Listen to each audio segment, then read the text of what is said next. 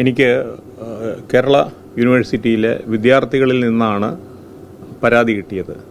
രാജ്യം മുഴുവൻ ശത്രുവിനെ വളരെ വിജയകരമായി നേരിട്ടുകൊണ്ടിരിക്കുന്ന സന്ദർഭത്തിൽ രാജ്യത്തിനകത്ത് രാജ്യത്തിനെതിരായി പ്രവർത്തിക്കുന്ന ആളുകളുടെ ഒരു സമ്മേളനം എന്ന രീതിയിലാണ് കുട്ടികളെ എന്നെ ഈ കാര്യം അറിയിച്ചത്.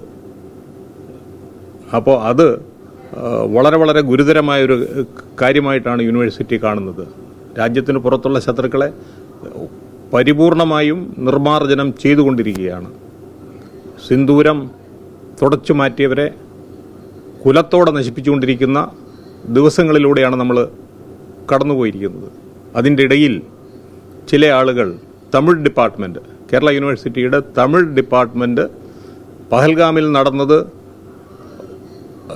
തിരഞ്ഞെടുപ്പിന് വേണ്ടിയുള്ള ഒരു സ്റ്റണ്ടാണെന്നും അതിനു വേണ്ടിയിട്ടാണ് യുദ്ധം എന്നൊക്കെ പറയുന്ന ലോകത്തിലൊരാൾക്കും വിശ്വസിക്കാൻ പറ്റാത്ത നുണകൾ പറഞ്ഞുകൊണ്ടൊരു സെമിനാർ, അതൊരു അക്കാഡമിക് സമൂഹം അങ്ങനെ ഒരു സെമിനാർ നടത്തുമ്പോൾ തീർച്ചയായിട്ടും ആ രാജ്യദ്രോഹികളെ അവിടെ നിലക്ക് നിർത്തേണ്ടതാണ് എന്നാണ് യൂണിവേഴ്സിറ്റിയുടെ തീരുമാനം. ആ സെമിനാർ നിർത്താൻ ഡയറക്ഷൻ കൊടുത്തിട്ടുണ്ട്. എന്തുകൊണ്ടാണ് ഇത്രയും രാജ്യദ്രോഹപരമായ സെമിനാർ നടത്തുന്നത് എന്ന് അതുമായി ബന്ധപ്പെട്ടവർ 24 മണിക്കൂറിനകം വിശദീകരണം നൽകണമെന്ന് ആവശ്യപ്പെട്ടിട്ടുണ്ട്. ഈ വിഷയം ബഹുമാനപ്പെട്ട ചാൻസലറുടെ ശ്രദ്ധയിൽപ്പെടുത്തിയിട്ടുണ്ട്. ഒരുപക്ഷെ അദ്ദേഹം NIA അടക്കമുള്ള ഏജൻസികളെയും അറിയിച്ചിട്ടുണ്ടാകും എന്നാണ് എൻ്റെ ധാരണ. തീർച്ചയായിട്ടും ഇതിൻ്റെ അനുമതി ആ ഡിപ്പാർട്ട്മെൻറ്റിലാണ്. ഒരു ഡിപ്പാർട്ട്മെൻറ്റുകൾക്ക് സെമിനാർ നടത്താൻ അവകാശമുണ്ട്. അതൊരു അക്കാഡമിക് കാര്യവുമാണ്. ധാരാളം സെമിനാറുകൾ ഡിപ്പാർട്ട്മെൻറ്റുകൾ നടത്തുന്നുണ്ട്. അത് പ്രോത്സാഹിക്കപ്പെടേണ്ടതുമാണ്. പക്ഷേ അതിനൊക്കെ ഒരു പരിമിതിയുണ്ട്. രാജ്യം വളരെ വിജയകരമായി ശത്രുവിനെ നശിക്കുമ്പോൾ നാടിനകത്ത് ശത്രുവിനെ പ്രോത്സാഹിപ്പിക്കുന്ന ആളുകളുണ്ടെങ്കിൽ അത് ഒരു കാരണവശാലും അനുവദിക്കാൻ പറ്റില്ല. അതിനാരെങ്കിലും അനുമതി കൊടുത്തിട്ടുണ്ട് എങ്കിൽ അവർക്കെതിരായിട്ട് അതികർശനമായ നടപടി യൂണിവേഴ്സിറ്റി സ്വീകരിക്കും.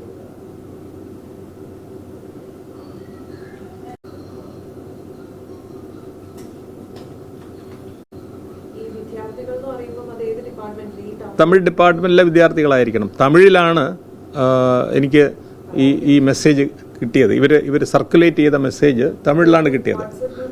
വാട്സപ്പ് ഗ്രൂപ്പുകളിൽ വഴിയാണ് അവർ സർക്കുലേറ്റ് ചെയ്തത്. അതുകൊണ്ട് തമിഴ് അറിയാവുന്ന ആളുകൾ അയച്ചു കൊടുത്തപ്പോൾ അവർ അതിൻ്റെ തർജ്ജമ നൽകി.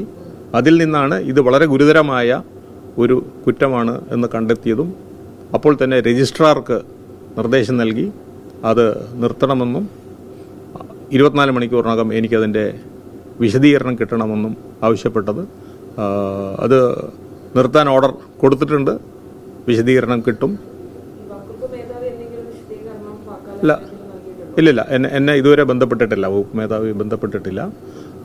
തീർച്ചയായിട്ടും അവർ ബന്ധപ്പെടും. അവർക്കെതിരായിട്ട് നടപടി അവരുടെ വിശദീകരണത്തിന് ശേഷം നടപടിയെടുക്കുന്നതാണ്.